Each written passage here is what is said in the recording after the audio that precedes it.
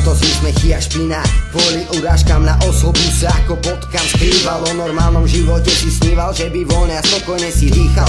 Namiesto toho sa mu ľudia smiali, že je príliš malý, príliš gram hlavy, aby niečo dosiahol, na dlho ťahali. Títo vandali po nervoch mu skákali a čakali, kým spraví chybu, kým sa strápi. V škole ho ako malého zatvárali do šatní, asi boli z toho šťastní. Ošťadí, správali sa k nemu ako k psovi. Čakaj, lenže chlapec začal na sebe tvrdo makať. Vedel, že mu nepomôže opúšťať sa a plakať. Začal chodiť na MMA, tvrdo trénoval denne, potil krv, aby nemusel byť bitý, šikanovaný. Chcel sa obrániť ako primal pancierové kryty, lenže ničím sa tým nevyhol a tak makal viac a viac. Chlapec si na to nezvykol, bol zasiahnutý jak elektrikou. Kričali mu stichni, lenže on nestichol a tak postupom času prepichol tú bublinu zla.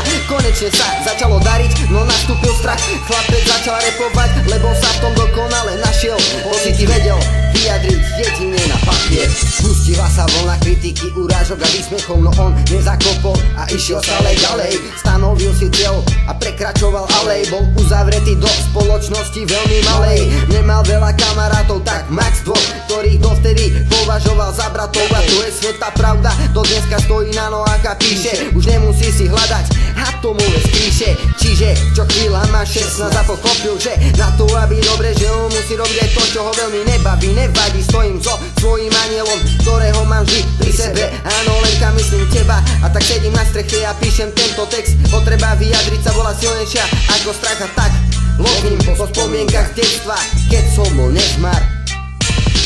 Nestal som na hrane nikdy a aj tak útočím jak grizzly, zmizli spomienky zlé.